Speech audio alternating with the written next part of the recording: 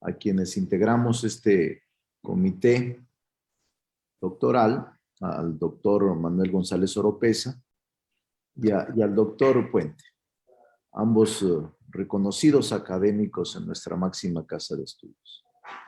El doctor Roberto Niems, integrante del comité, buscará incorporarse más adelante, según me dijeron, y de no ser posible ha hecho llegar sus comentarios sobre los avances de la presente investigación, los cuales deberán ser tomados en cuenta por nuestro doctorante.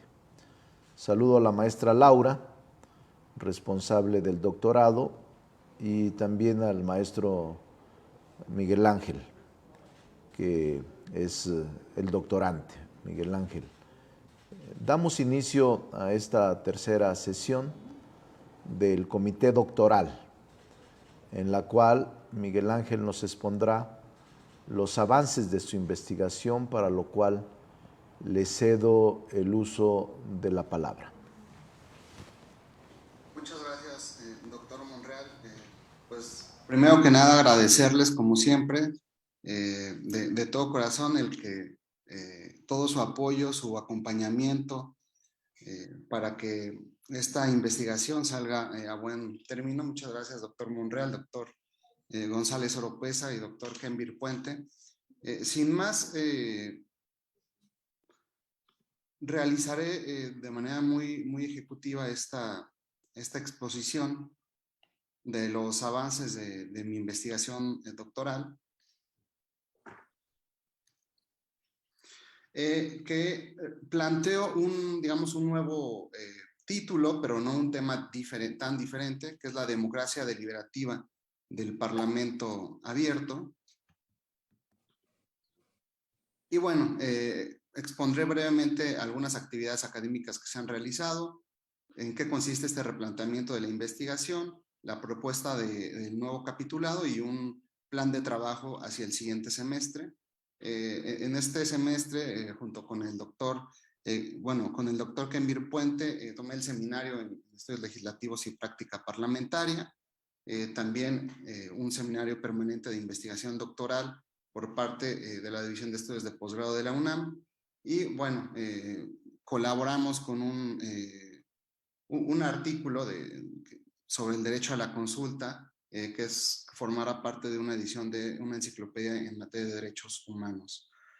Ahora, este replanteamiento de la investigación, antes lo concebía como la jurisprudencia, como un nuevo paradigma de la actividad legislativa, y propongo ahora un cambio digamos, de tema, de democracia deliberativa del Parlamento abierto, sobre todo para hacerlo un poco más preciso, y ahora me permitiré asentar en estas características. De alguna manera busco incorporar o describir este binomio entre deliberación y apertura parlamentaria, que son dos instituciones pues novedosas y que me parece que pueden conformar un conocimiento importante, ¿no? para los estudios del derecho parlamentario. Ahora bien, la democracia tiene, digamos, diversas dimensiones, diversos aspectos, instituciones, pero tal como lo contempla el Instituto por la Democracia y Asistencia Social en su reciente estudio, apenas de hace unas semanas, sobre la democracia en el 2021, podemos ver cómo este tema de deliberación y parlamento abierto se inscribe al menos en 4 pilares, en lo que es el compromiso ciudadano participativo, conocido también como Participatory Engagement, en donde se da un especial enfoque a la participación de la sociedad civil, la democracia local también, en lo que respecta a la administración imparcial. Se busca establecer la predictibilidad del cumplimiento de la ley. También, por ejemplo, por lo que respecta a los derechos fundamentales, el tema aborda los derechos sociales e igualitarios y las libertades civiles, cuáles son los derechos, por ejemplo, a la participación política, Y finalmente, el tema también alcanza los controles del gobierno, sobre todo en lo que respecta al parlamento eficiente, ¿no? A través del control y la deliberación con la ciudadanía. Hay una conclusión muy importante de este estudio de IDEA, ¿no? Que establece que es urgente un llamado al fortalecimiento de la resiliencia democrática en América Latina y el Caribe, y que es fundamental proteger y fortalecer las instituciones democráticas para asegurar la gobernabilidad, ¿no? Y en este sentido es, digamos, imperante rediseñar los mecanismos de deliberación y participación ciudadana. Y este es, digamos, el principal objetivo de la investigación. Ahora bien, respecto a la propuesta del capitulado, que propongo 6 capítulos principales, la primera, digamos, el primer capítulo se centraría en construir una teoría de la democracia deliberativa del Parlamento, ¿no? Que esto es algo, pues, relativamente novedoso. Se ha escrito sobre democracia deliberativa, ¿no? Pero no específicamente con las características tan concretas de la institución parlamentaria. Y pues este capítulo me permitiré profundizarlo brevemente, y los últimos los mencionaré simplemente de manera un poco más rápida, ¿no? Pero básicamente el punto de partida es la crisis de la representación política, la necesidad de construir instrumentos adicionales, además de los mecanismos de participación directa, como puede ser el referéndum, la consulta popular, las iniciativas ciudadanas, ¿no? Necesitamos ir, digamos, más allá en un esquema que sea, digamos, permanente. ¿Cómo se reconstruye la soberanía con el poder ciudadano? ¿Cuál es la relación entre representación y deliberación? Y los elementos conceptuales de la democracia deliberativa. Entonces, pasando rápidamente al punto 1, sabemos que existe de alguna manera lo que se ha llamado como el fantasma de la fatiga democrática, ¿no? En todas las democracias constitucionales. Esto es un fenómeno a nivel mundial, no es estrictamente de un país en particular, ¿no? Y se busca de alguna manera trascender el modelo tradicional de checks and balances, que nos hacía pensar que el poder se controlaba al interior del propio poder, ¿no? Un esquema de frenos y contrapesos entre poderes, ¿no? Pero ahora es necesario un control externo, ya no interno, sino externo, un control ciudadano, ¿no? Adicional a este esquema que ya tiene la democracia constitucional, ¿no? Y también de alguna manera la desconfianza ciudadana se ha asentado ante la premisa de que se piensa que solo unos pocos se encuentran efectivamente capacitados para reconocer el interés común, ¿no? En este sentido es importante que tanto los representantes populares como incluso hasta los jueces tracen puentes con la ciudadanía, ¿no? Sabemos que son insuficientes los, digamos, tradicionales mecanismos de democracia directa como los que hemos visto, porque establecen solamente la participación de la ciudadanía en un punto particular, en un momento particular, cuando digamos que lo ideal es que sea una actividad permanente. Y en este sentido también en el capítulo 1 se busca construir o reconstruir conceptos como qué es la soberanía popular, qué es el poder, qué es el pueblo y qué es el poder del pueblo, ¿no? Bajo una teoría de la democracia deliberativa. Hay algunos datos duros, ¿no? Como por ejemplo Latinobarómetro en 2018, que establecen que el 71% de las personas no están satisfechas con la democracia, ¿no? Esto a nivel América Latina, como lo podemos ver aquí en la línea roja, que es una tendencia, pues, de alguna manera ascendente, ¿no? O incluso el tema de aprobación del gobierno entre 2002 y 2018, que comenzó a caer. El punto 4, aquí de alguna manera plantearía la relación entre representación y deliberación. Ha habido, por ejemplo, congresos representativos que no deliberaban con la ciudadanía, como incluso sucedía hace años, ¿no? Sobre todo antes de 2018, en nuestro país, ¿no? Que es, digamos, que es el modelo tradicional, ¿no? También está la representación con deliberación ciudadana, ¿no? Que es el modelo actual que desde luego se está implementando y puede perfeccionarse. La deliberación también ciudadana sin representación, que podría ser una propuesta radical, ¿no? Pero de alguna manera en esta parte del capítulo sería describir cada una de estas opciones. Y finalmente los elementos conceptuales en donde buscaríamos diferenciar entre, digamos, lo que es el debate, el diálogo y la deliberación, que son, pues, conceptos muy diferentes. Por ejemplo, en el debate se busca argumentar y promover una opinión, buscar la mayoría. En el diálogo se busca, pues, discutir, generar entendimientos y construir relaciones. Y, por ejemplo, en la deliberación se busca elegir, construir un consenso traslapado y tomar decisiones, ¿no? Esto es, digamos, importante para el aparato conceptual. Y esto es muy importante, los elementos teóricos de la democracia deliberativa.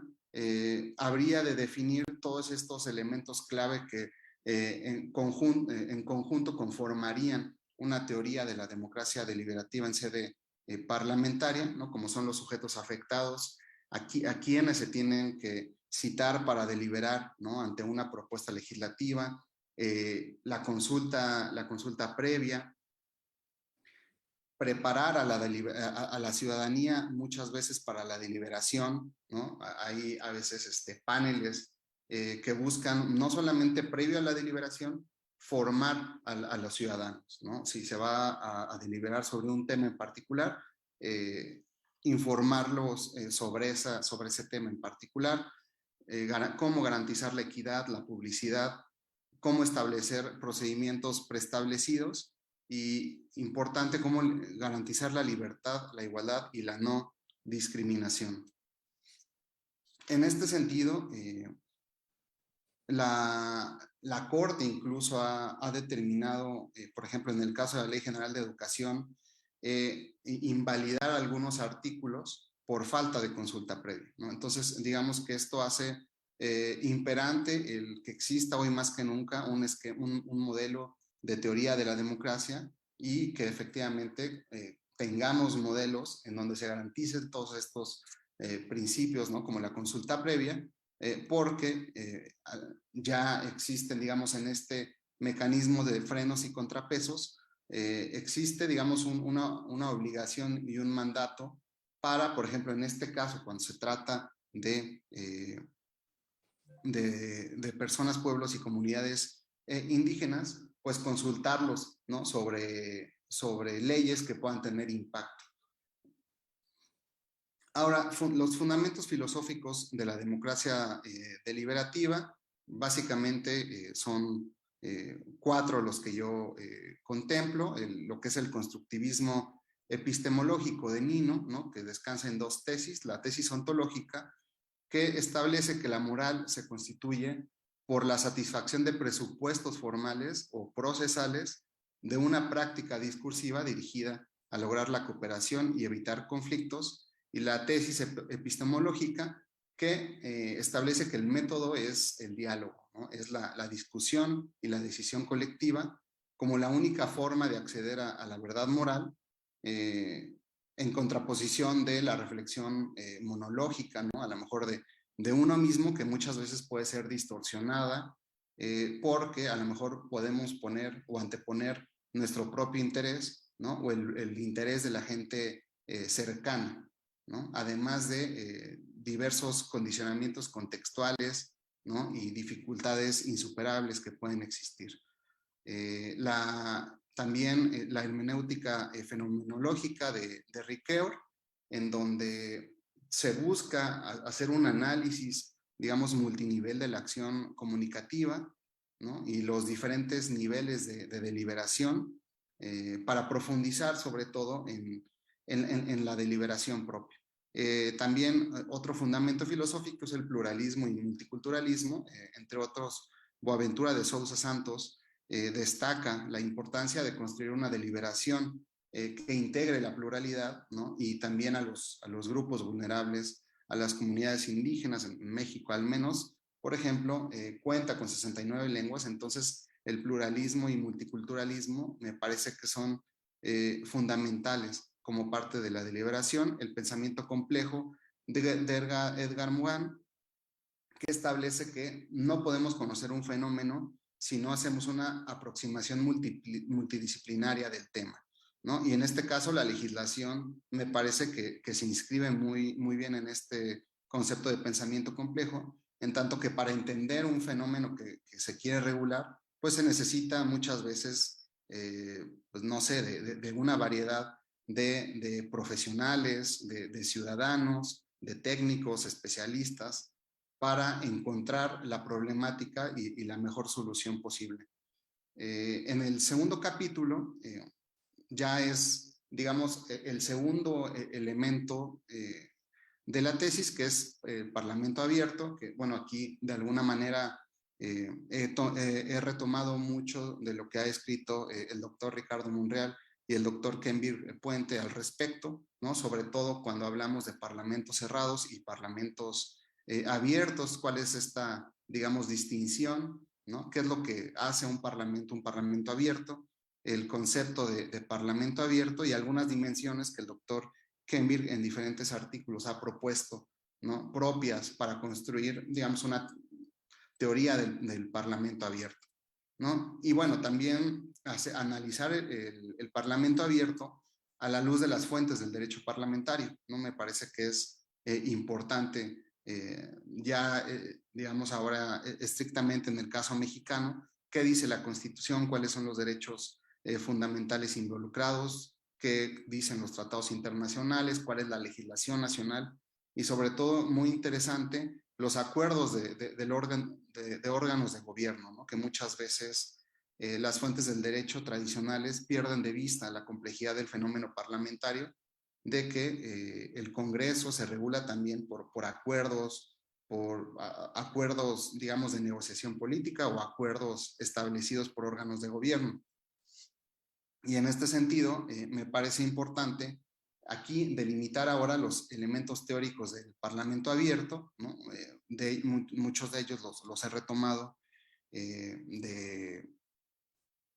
de libros y artículos que ha escrito el doctor Kenvir, ¿no? Como la representación eficaz, la transparencia, la innovación tecnológica, la participación ciudadana, y me parece que es importante hacer, digamos, un vis a vis de cómo, por un lado tenemos deliberación parlamentaria o democracia deliberativa, por otro lado parlamento abierto, y cómo confluyen. Me parece que eso todavía es algo que no queda claro, ¿no? Tanto en la academia como en la práctica parlamentaria, y que creo que sería pues muy interesante que se pudiera abordar, ¿no? Sobre todo ahora este capítulo 3 de la dinámica entre la democracia deliberativa y el parlamento abierto, ¿no? Y aquí, digamos, en este capítulo tercero, pues buscaré analizar la deliberación, por ejemplo, la deliberación en la actividad legislativa en las diferentes fases, ¿no? Eso me parece que puede ser bastante interesante antes de que se presente, por ejemplo, una iniciativa de ley, como ejemplo, digamos, la propuesta que planteó el doctor Ricardo Monreal en materia de redes sociales, o sea, previo a que se presente, ¿no? Y que se inicie el procedimiento formal, puede haber una deliberación, ¿no? Y me parece que aquí es muy interesante porque habría un primer consenso, ¿no? De tal suerte que las propuestas lleguen con cierta, digamos, más enriquecidas y con cierta legitimidad, y desde luego cómo opera la deliberación en las diferentes fases del proceso legislativo, la deliberación en las comisiones, en el pleno, tanto en Cámara de Origen como en Cámara Revisora, ¿no? Y también interesante la fase legislativa, ¿no? Cómo opera la deliberación una vez que ya se publicó en el Diario Oficial de la Federación un cambio normativo. Y bueno, aquí también es importante establecer si hay límites a la deliberación democrática. Hay temas bastante interesantes, por ejemplo, derechos fundamentales, la Corte Interamericana en una reciente opinión, una decisión, una opinión sobre si era procedente o no, digamos, el derecho a la reelección, ¿no? Ahí, digamos, decide, ¿no? O establece la Corte Interamericana que sobre los derechos fundamentales la democracia no puede meterse, ¿no? En tanto que son, digamos, es como una especie de terreno ganado. Y esta es una discusión entre, digamos, los neoconstitucionalistas, ¿no? Como Luigi Ferraioli, y los deliberativistas, como Roberto Gargarella. Gargarella dice, los derechos fundamentales se pueden, digamos, deliberar democráticamente siempre y cuando se garanticen todas las etapas de, digamos, del procedimiento que vimos anteriormente, ¿no? Los principios de equidad.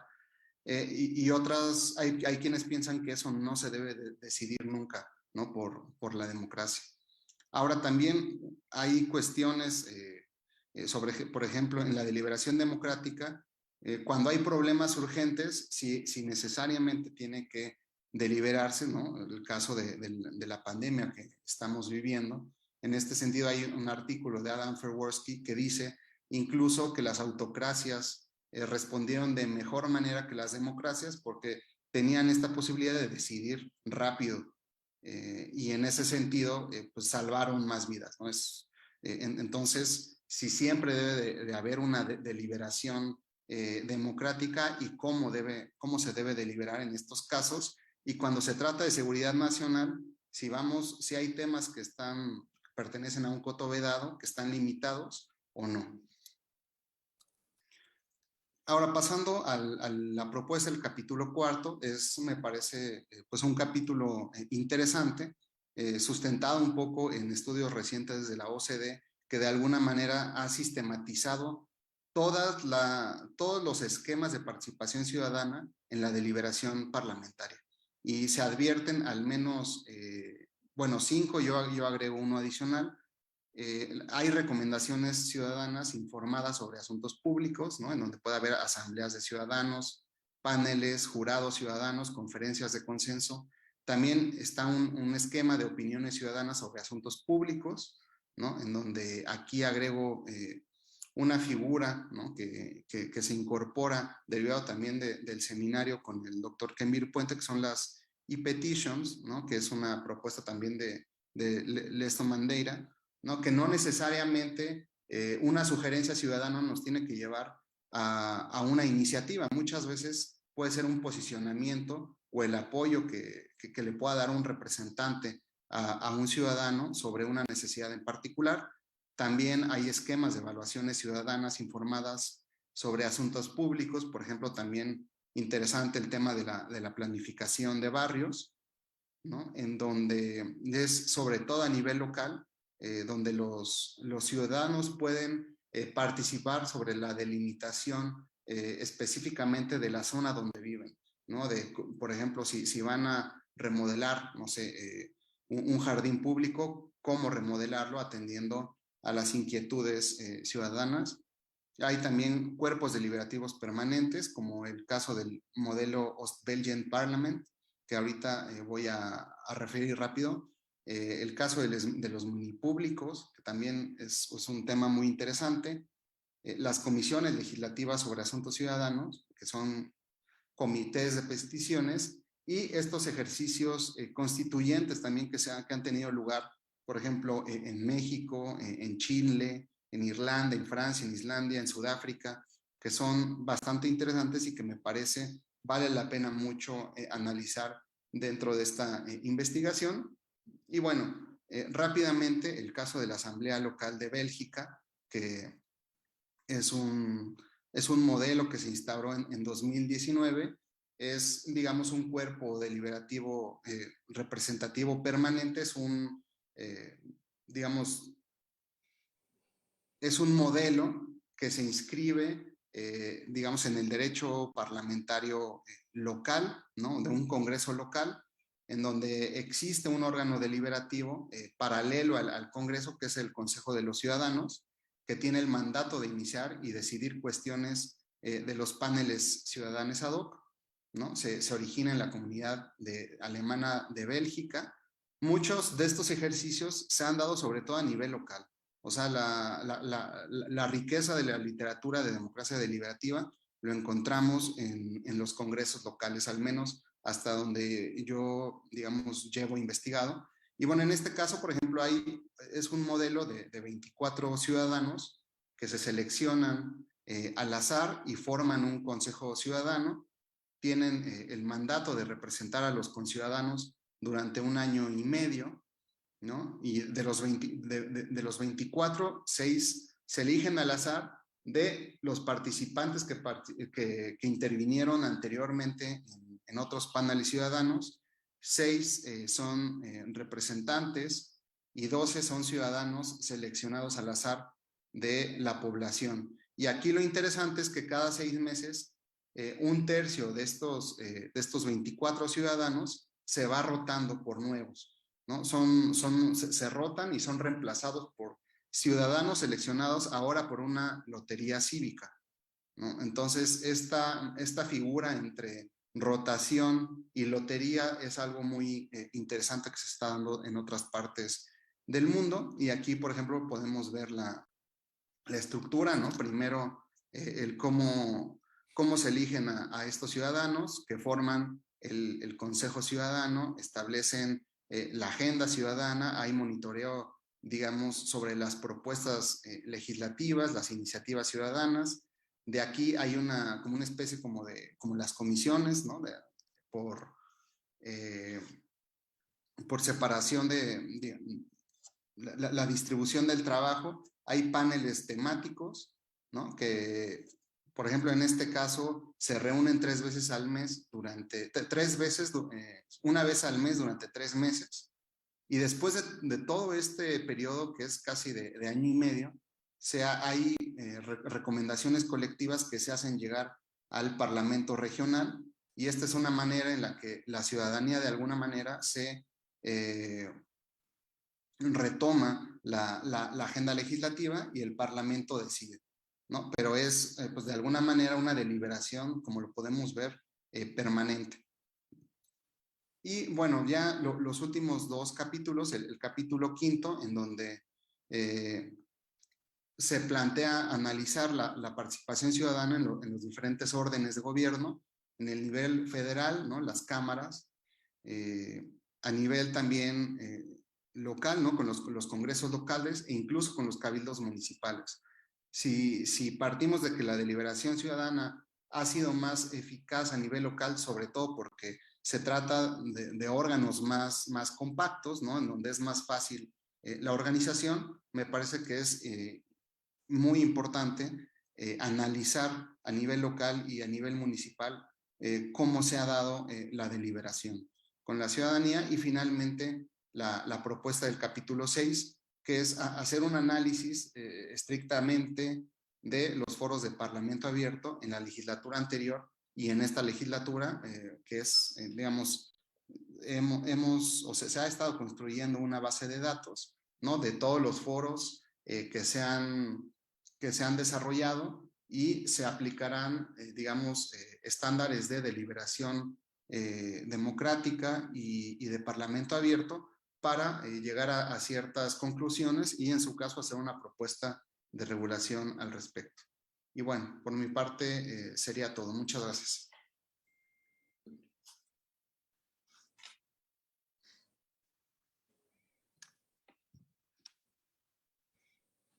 Muy bien.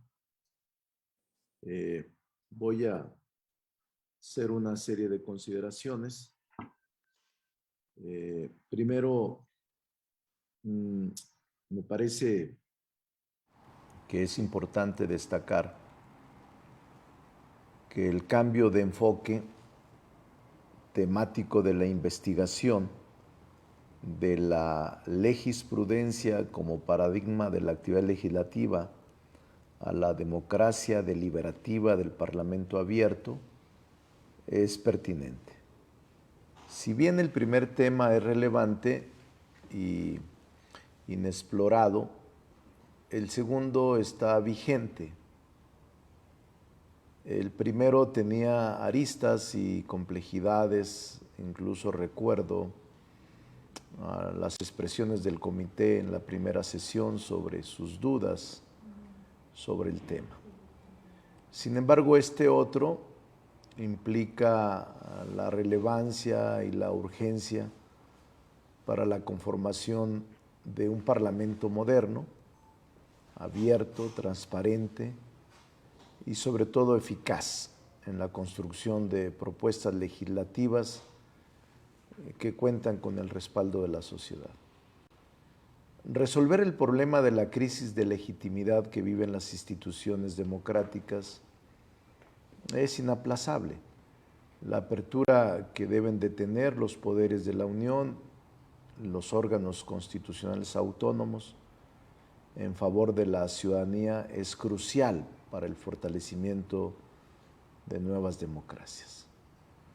Recientemente, el Senado ha implementado este sistema, este mecanismo de apertura en parlamentos abiertos y me parece correcto. Varias de las reformas han sido aprobadas, pero presididas de este mecanismo. Hay experiencias en los últimos 3 años.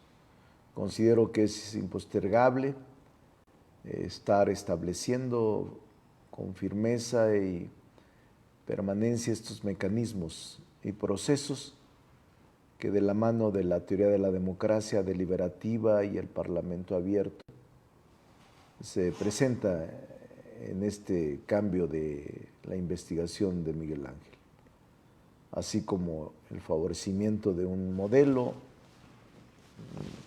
de diálogo con los puntos que se refiere en el capítulo primero, como son la consulta para la transparencia, los sujetos afectados, la calidad del debate público, los pronunciamientos preestablecidos en la deliberación y algo muy importante, la equidad en la deliberación.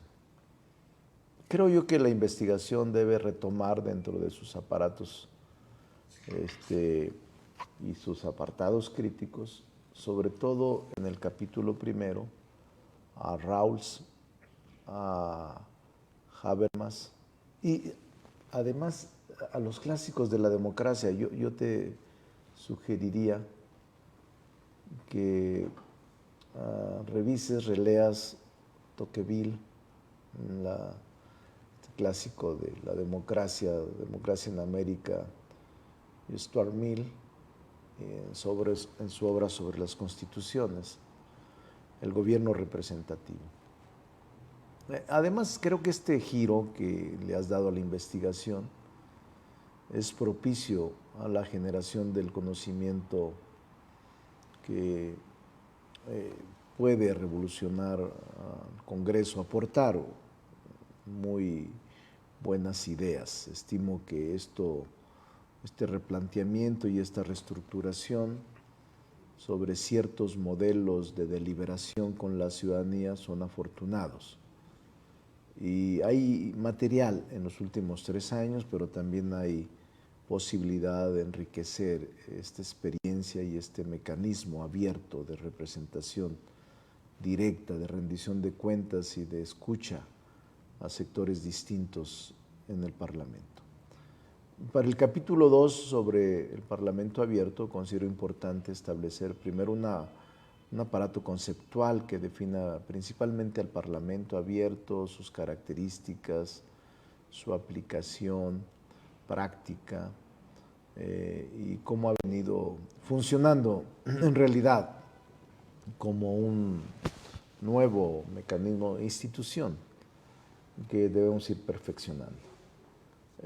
Estamos apenas de manera embrionaria. Y en el capítulo 3 yo te sugeriría que requiere de un mayor desarrollo para este recorrido. Hay una obra que es pequeña pero es significativa de Hamilton. Te recomiendo, la vas a leer muy rápido, es muy pequeña. se llama Lógica Parlamentaria de William Hamilton, que señala algunas estrategias de persuasión y deliberación, integrar la experiencia del Reino Unido y los avances que ha tenido el Parlamento británico en la apertura parlamentaria. En el capítulo 4, una de las aportaciones importantes es la investigación, pues se advierten figuras que podrías considerar para ser retomadas, como el caso de los mini públicos, las peticiones electrónicas o digitales, las asambleas ciudadanas. Creo que es un buen esfuerzo de nueva investigación, partes de la conceptualización correcta, pero para los últimos capítulos yo creo que va a ser difícil que puedas agotar la totalidad de asambleas a nivel local y municipal, pero se puede tomar algún esfuerzo de casos representativos. Finalmente sería muy bueno realizar un esfuerzo para concentrar la mayor cantidad de los llamados foros del Parlamento abierto para advertir similitudes, diferencias y áreas de oportunidad. Son mis comentarios. Me parece afortunado tu cambio de paradigma y vamos a estar atentos. Tienen la palabra los miembros del comité. Si tienen alguna expresión o comentario, pueden hacer uso de la palabra. No sé si Laura nos pueda auxiliar para proporcionarles el uso de la palabra.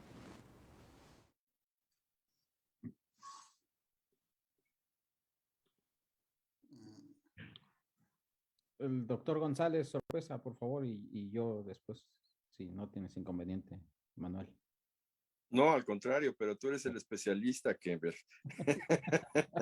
Adelante, me parece bien. Adelante, Manuel, adelante. Pero bueno, una observación general, estimado Miguel Ángel, me parece que es muy, muy pertinente este análisis exhaustivo que haces de los temas, que vas de arriba hacia abajo. Es decir, yo me gustaría ver un poco el otro enfoque de abajo hacia arriba, es decir, ya con la redacción de los temas que ya te has fijado, vayas escribiéndolos y vayas corrigiendo tu capitulado poco a poco, porque esta expresión del análisis que haces, que es muy pertinente, parece que está todavía un poco alejada de la realidad que va a ser tu tesis de doctorado, en el sentido de que no vas a saber qué es lo que vas a encontrar. Y espero que así sea, o sea, una tesis eso es lo fascinante, que no tienes una idea preconcebida a dónde vas a llegar, ni si las tesis de Habermas o las tesis de cualquier otro teórico te van a servir a explicar lo que tú mismo vas encontrando en el análisis concreto de esto, ¿no? Y ese es el método científico. De lo particular te vas a lo general y ya lo general es lo último.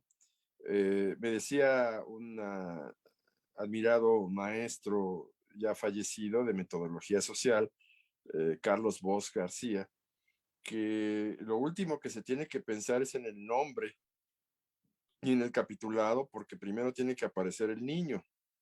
Entonces el niño lo tienes que ir concibiendo tú poco a poco de cada uno de los apartados. Y creo que tienes una idea ya muy clara. Ya el niño ya, yo creo que ya no podría ser abortado porque ya es un feto que tiene viabilidad, digamos. Ahora, yo no me gustaba mucho tu neologismo de legisprudencia. En un afán de combinar marcos teóricos jurisprudenciales y legislativos. Pero yendo a los problemas que seguramente tú vas a tener que enfrentar, la,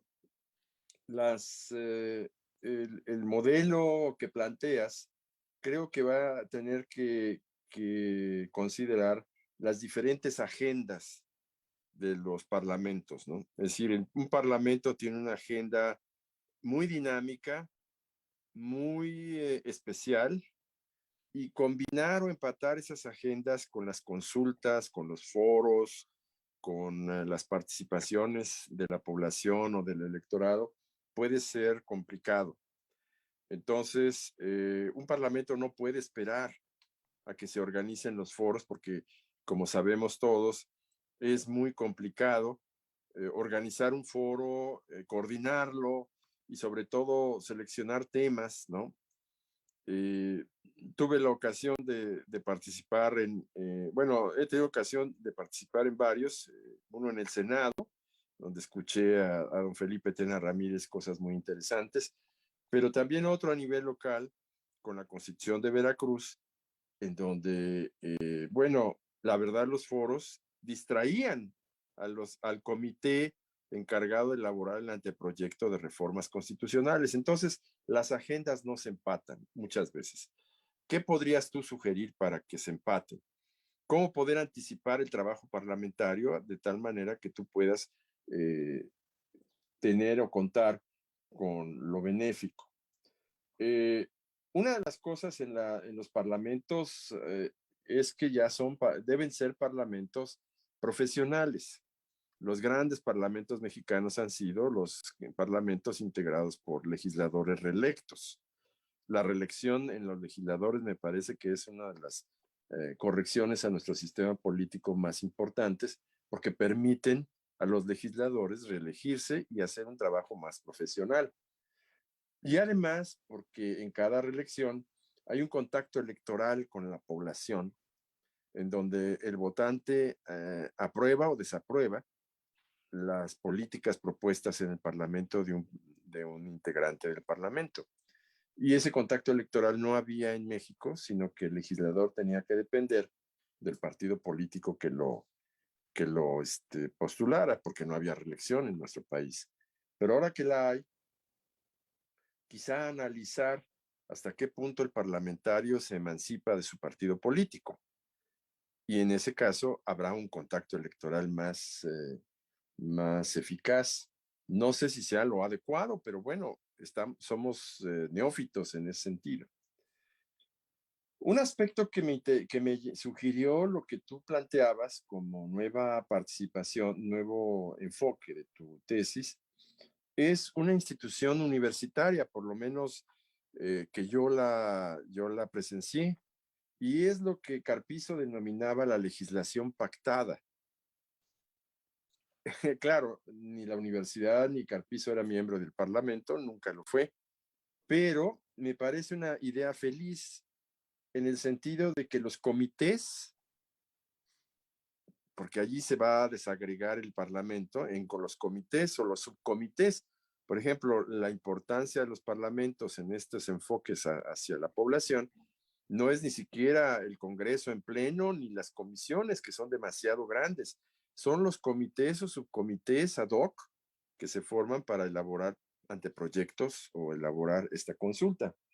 Entonces, cualquiera que ésta sea la nueva organización del Parlamento, que me parece que debe ser importante para México, que estos subcomités puedan encargarse de la consulta con los grupos de interés y incluso no solamente como una consulta, porque para darle seriedad, los subcomités deben de llegar a ciertos acuerdos que formalicen.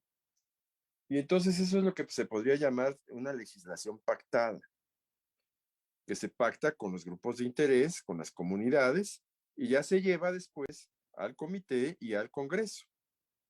Y esto le da una legitimidad a la legislación muy importante. En el fondo, yo te felicito porque es un esfuerzo muy importante, pero yo te sugiero que hagas una inversión hegeliana y que en lugar de arriba hacia abajo, vayas de abajo hacia arriba. Muy, muy bien hecho y continúa así, Miguel Ángel. Gracias. Muchas gracias, doctor Puente, doctor Monreal.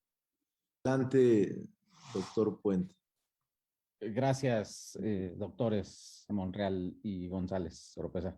Miguel, bueno, aunque a mí me pone muy ansioso no leer cuartillas de avance, digamos que te felicito por la reflexión que has logrado, por la concreción que tienes ahora específica con este tema. A mí también me gustaba esta perspectiva que unía estos dos mundos, del mundo jurisprudencial con el legislativo, pero nuestra misión en este caso, la tesis es tuya, ¿no? Es tu tesis de doctorado y nosotros pues debemos ser muy respetuosos mientras no te salgas de los límites disciplinarios, de las ciencias sociales, de la metodología y del conocimiento científico, del método científico. Entonces, eh, viendo ahora tu giro, el giro que le has dado a tu tema, pues me parece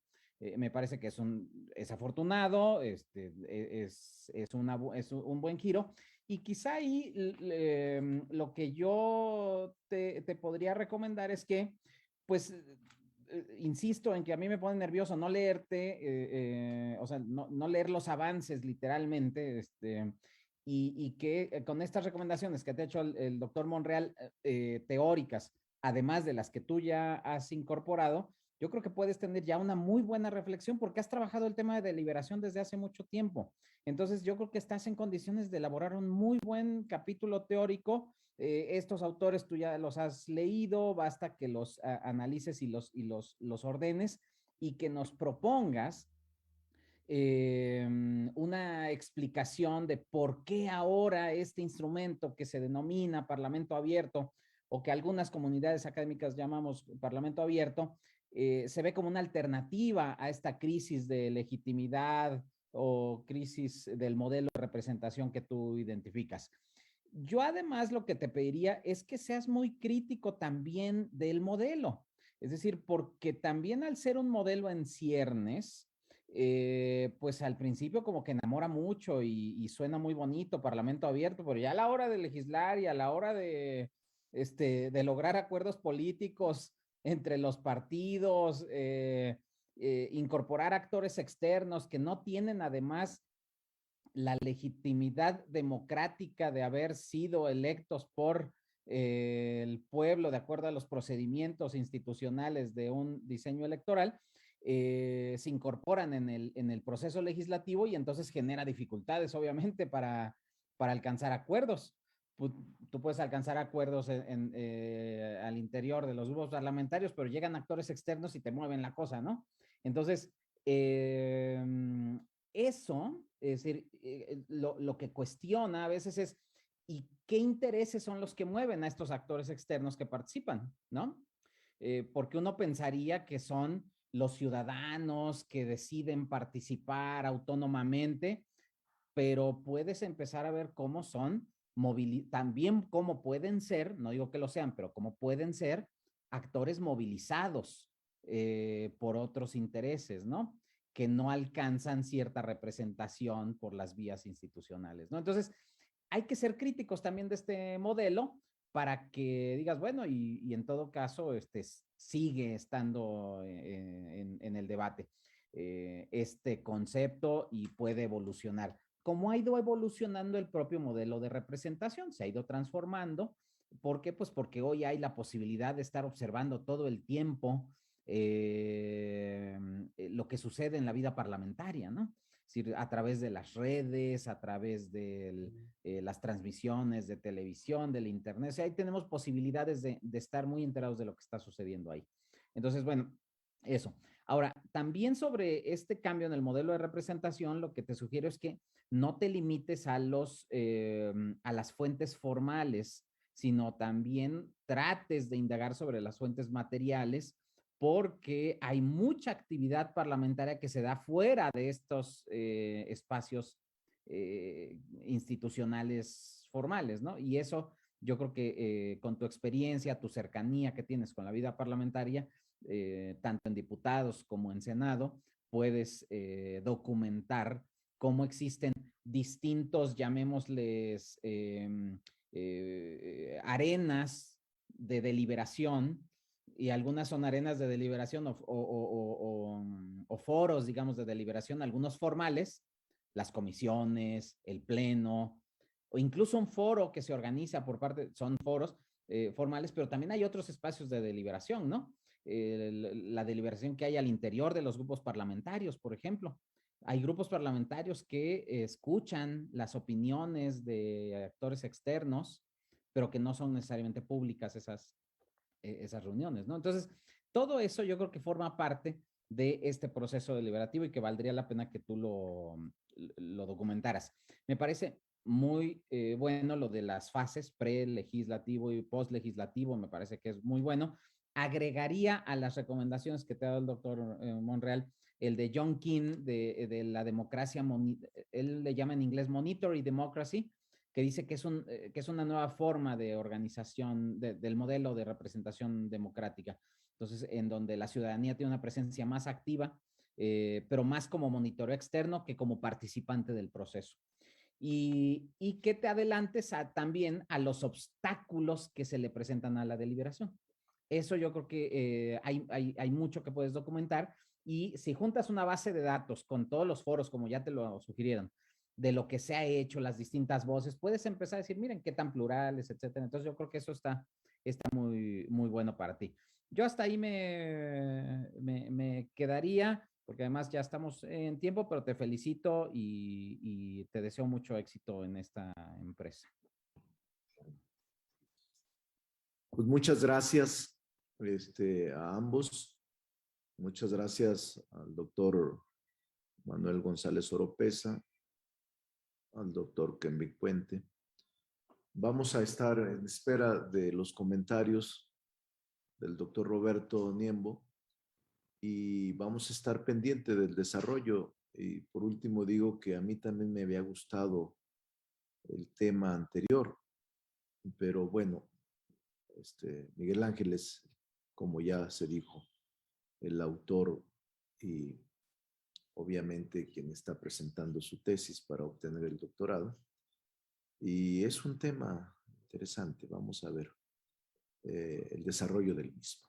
Así es de que por tal motivo, si no hay otra cosa, vamos a clausurar la sesión y nos convocamos pronto para ver el desarrollo de este trabajo de investigación. Muchas gracias por su presencia y su asistencia. Saludos, Laura García. Muchísimas gracias, doctor Monreal. Gracias, Muchas doctor Monreal. Oropeza, doctor Kenrick.